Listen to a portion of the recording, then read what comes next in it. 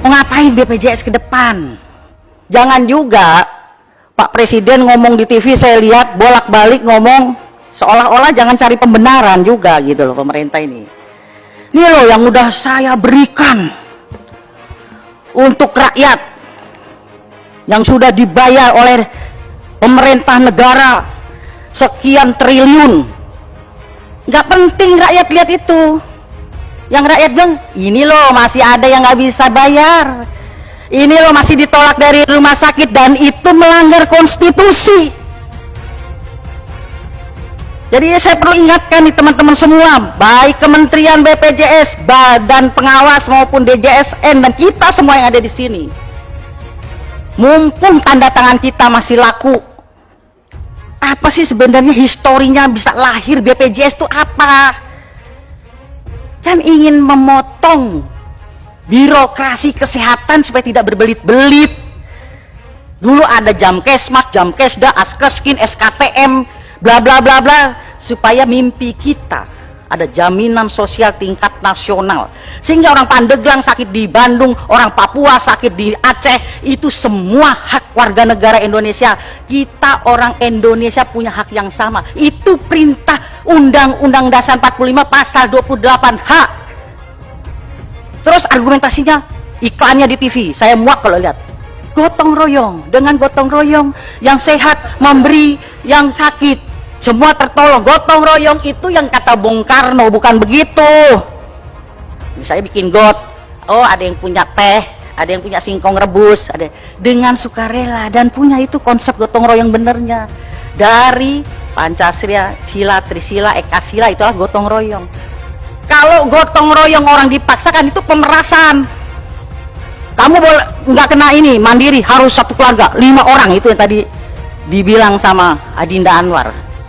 Suruh ikut 5 orang, itu pemerasan, saudara menteri. Gotong royong yang dia udah tahu satu keluarga dia yang rawan sakit, anakku yang nomor 3, oh gajiku segini. Tadi siapa yang katanya mau ngeliatin nanti di daerah pemilihannya, saudara Salehno, saya yang sehari 20.000, dia bisa menggotong royongkan satu orang. Ya udah, alhamdulillah, itu harusnya tanggung jawab negara loh, tanggung jawab pemerintah loh. Dia udah mau menggotong royongkan satu orang, jangan dipaksa juga dong 5 orang. Itu namanya pemerasan. Tanggung jawab negara, jangan lagi bicara nanti rugi dong BPJS, nanti pemerintah rugi dong. Bung Karno dulu memerdekakan republik ini, saudara menteri, ini kan tentara, pasti belajar dong Lemhanas. Saya nggak belajar Lemhanas, saya tahu. Bung Karno dulu nggak pernah mikir tentang gaji tentara segini, PNS, nggak. Yang penting proklamasi, kami pasang itu dulu. Ini jauh usah mikir, negara tidak boleh berbisnis dengan rakyatnya, tidak boleh. Maka itu perlu lompatan. Kalau belum udah takut rugi, takut mundur.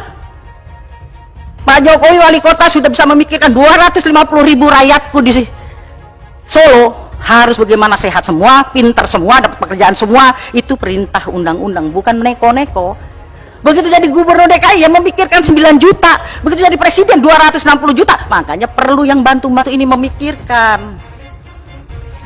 Jadi bukan ini data, ini kalau itu mah udah yang satu bisa ngerampok, kalau bisa yang lain juga ngerampok, begitu. Tapi ini hak rakyat. Undang-undang kesehatan juga mengatakan di situ, tapi mana rakyat ada yang terbela? Nggak ada.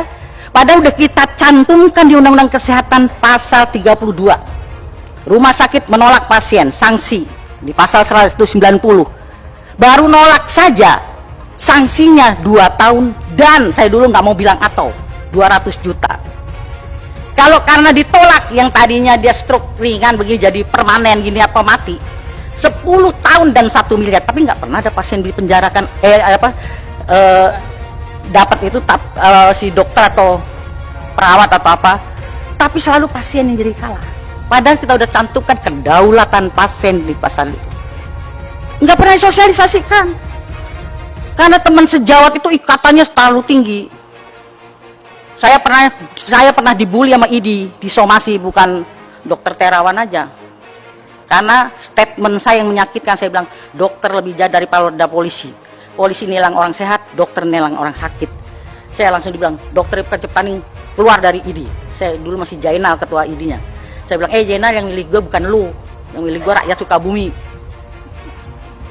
Saya statement gitu, saya bilang sama anak saya yang dokter, kalau kamu mau jadi dokter jangan jadi pedagang. Kalau jadi pedagang tidak bisa jadi dokter. Nggak boleh dua-dua itu dijadikan. Tapi sekarang dokter-dokter jadi pedagang, repot. Yang tidak harus USG, USG. Jadi perlu revolusi mental dulu itu. Kalau kita dulu kan ilmu dari dosen kita, kepintaran dari Tuhan kita terapkan. Sakit apa Bu? Panas, berapa hari? 4 hari. Coba lidahnya, oh observasi typhoid. Ibu di rumah diet lunak. Enggak, kalau sekarang dokter sekarang. Padahal udah tahu observasi typhoid. Tapi dia bilang gini, oh lab ya, 15% dari labnya. Ya kan? Dan salahnya lagi, ini kok labnya ragu ya? Ulang Bu, kan bukan salah pasiennya. Double 15%. Itu alat terpakai, konsul dokternya dapat, ya kan? Itulah kapitalisme masuk di bidang kesehatan. Yang tadinya kesehatan itu orientasi sosial, karena pengaruh kapitalisme bergeser menjadi komersial. Ini tanggung jawab kita bersama. Kalau cuma ngomong masalah defisit ini data nggak selesai. Biar orang kaya juga punya hak yang sama, benar. Tapi persoalan negara baru bisa mengasuransikan kelas 3, ya lu kalau mau itu. Mimpi kita ke depan mudah-mudahan nanti bisa di kelas 1 kayak Kuba gitu. Jadi dari Fidel Castro sampai rakyat sama. Begitu. Tapi baru bisa kelas 3 ya. Kalau lu kurang nyaman ya lu carilah swasta. Tapi semua punya saksama dulu, jangan nanti tiba-tiba PHK. Oh, belum masuk data sakit nih ini. Ini karena bukan tim suksesnya nggak masuk ini.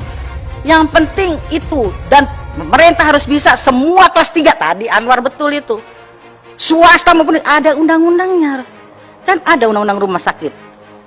Bahwa rumah sakit swasta harus 25% atau 20% untuk kelas 3. Artinya gini, lu boleh dong bisnis di negara ini, tapi punya juga kontribusi lu untuk negara. 20%, 25% harus kelas 3. Kelas 3 itu untuk KIS. Ini jangan Jokowi bagi KIS-KISnya nggak laku di rumah sakit. Itu kan sama nyoreng mukanya Pak Presiden. Bagi KIS, tahu-tahu KIS di rumah sakit, Bu, kelas 3 penuh Bu, adanya kelas 1. Kenapa kelas 1-nya kosong? Supaya bayar dulu. Namanya rakyat. Biarin deh suster anak saya di kelas 1, udah KIS-nya dikantongin, nggak laku kan? Dia telepon temennya, utang dong anak saya dirawat di kelas 1. Untuk apa KIS? Ini PR kita. Tanggung jawab. Itu dewasnya gimana? Ini harus kita awasi, dan ini kebobolan di mana-mana pasti terjadi lah. Karena revolusi mental buat kita semua, dokternya kayak perawatnya kayak orang rumah sakitnya kayak BPJS ya semua salah. Udah. Saya itu pernah berhayal mau mimpi mau tidur itu. Mimpi saya ke depan itu bagaimana ya suatu saat tidak boleh satu orang pun yang tertolak dari rumah sakit. Karena Undang-Undang Dasar 45 pasal 34 mengatakan negara berkewajiban menyediakan fasilitas kesehatan untuk semua rakyat. Artinya tidak boleh satu pun yang tidak terlayani. Kalau masih ada orang yang tidak bisa mengakses kesehatan, artinya kita masih gagal semua ini. Jangan dianggap kita berhasil. Menteri Kesehatannya kek, DPR-nya kek, ketua komisinya kek, semua gagal. Jangan bilang hebat, enggak. Sama semuanya, jangan tepak dada. Masih ada di sekitar kita yang nangis. Bayi tidak bisa pulang di Bekasi karena ditahan rumah sakit. Bayangin. Soal itu, Pak, kalau punya KIS nggak apa-apa kan dia nggak pakai. Pasti dia pakai dong Jasindo. Makanya udah nggak usah data. Jadi usul konkret saya, sudah Menteri Kesehatan, usul pada Pak Jokowi. Kan sama-sama UGM. Belum ada presiden dari UKI.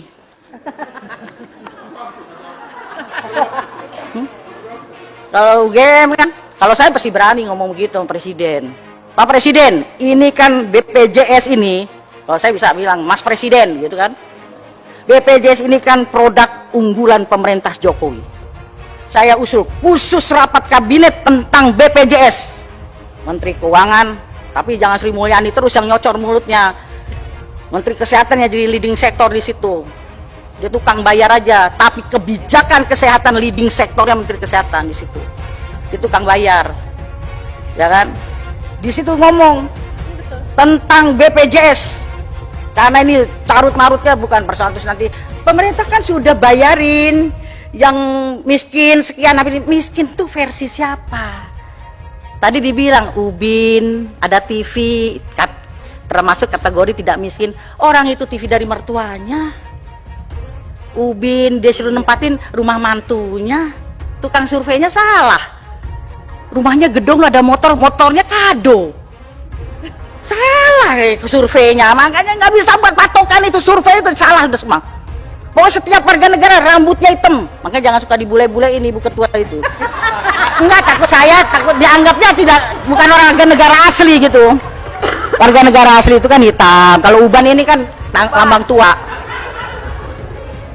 Takut saya begitu dilihat bukan warga negara Indonesia. Semua punya hak sehat yang sama di mana seluruh Indonesia.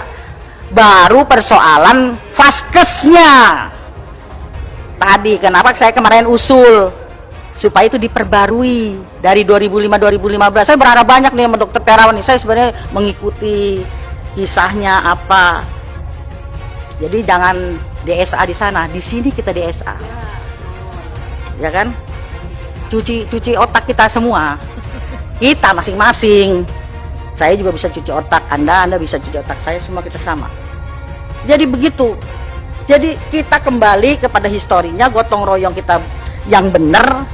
Ya ada jangan iklan gitu lagi dah. Kalau Pak Abidin itu kan tukang bicara Pancasila di mana-mana, Pancasila. Sesuaikah kita sekarang Pancasila BPJS ini? Tidak. Kan yang kelima, keadilan sosial bagi seluruh rakyat Indonesia, kesehatan yang berkeadilan. Kalau masih ada orang tertolak itu belum adil. Kesehatan dari sisi satu aja sila yang kelima, belum kalau ditarik yang kedua. Kemanusiaan yang adil dan beradab apa biadab nih kalau ada bayi masih disandra sama rumah sakit. Jangan-jangan masih beradab atau biadab. Nah, Pancasila diomong di mana-mana, anggota DPR mau dilantik di Lemhanas dulu Pancasila, sebatas makalah ngomong Pancasila sampai muak saya dengarnya. Ya kan? Nah itu sesuai Undang-Undang Dasar 45, Pancasila, Undang-Undang Kesehatan, Undang-Undang Rumah Sakit juga ada bahwa RSUD itu tidak boleh dijadikan sumber PAD loh, hati-hati. Nah, Pak Bupati, ini ada mantan-mantan wali kota, Pak Bupati, nggak boleh. Hasilnya itu untuk meningkatkan fasilitas kesehatan. Kadang-kadang bupati-bupati kita juga nakal. Ya kan, kalau mau kampanye pilkada, nanti kesehatan gratis, giliran udah jadi. Nah, nggak ada anggaran deh untuk ini. Nah, nggak sesuai dengan Undang-Undang Kesehatan. Oh, sumpah Hipokrates, sekali-sekali Saudara Menteri datengin fakultas-fakultas kedokteran, kumpulin dokter-dokter umum, dokter spesialis. Ini kadang egonya dokter spesialis juga monyol, nggak memberikan kesempatan adik-adiknya muncul. Kumpulkan, disentuh Hipokratesnya itu. Saya bilang sama anak saya, ketika kau mau jadi dokter yang dibuat praktek, emang ada kelas VIP? Nggak ada kan? Kelas 3 semua yang colok-colok vaginanya itu. Tapi udah dokter, nggak ada yang mau lagi. Tuse, yang dirasain apa? Anget katanya ya. Saya dulu kan waktu itu tuse, apa yang dirasakan anget, nggak tahu pembukaan berapa itu. Mana ada yang kelas VIP? Tapi giliran udah dokter, datengin BPJS kelas 3, sakit apa Bu? Diskriminasi senyum. Iya kan? Tapi kalau yang datang yang VIP, selamat siang Ibu, sakit apa, buka bajunya. Aduh senyumnya bagus banget udah pokoknya. Makanya saya pernah mengidekan rumah sakit tanpa kelas. Tapi nggak dikasih izin. Istilah sosialis, komunis, apalah, nggak tahu lah. Padahal itu yang benar sesuai Pancasila. Tapi kan nggak dapet izin. Gimana? Nah jadi itu yang bisa saya sampaikan.